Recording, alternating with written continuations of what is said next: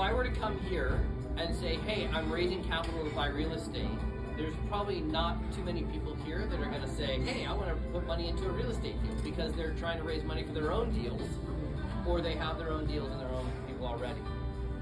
But when I go to a business luncheon, if I say I'm raising money for real estate, people flood to me and want to talk to me all day long about putting money into real estate.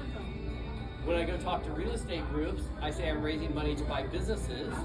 Now all of a sudden it changes the mindset. So there's a lot. So private investor is no different than real estate. It's private money. I do a lot of partnerships.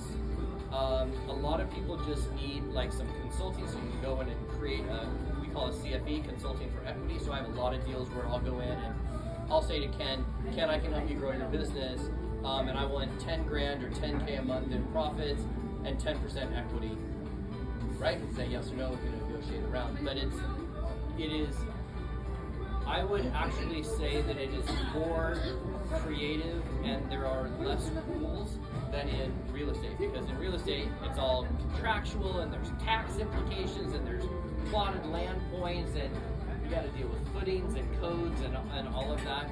If you're buying a real estate book or a credit card processing company or I don't know, give me a construction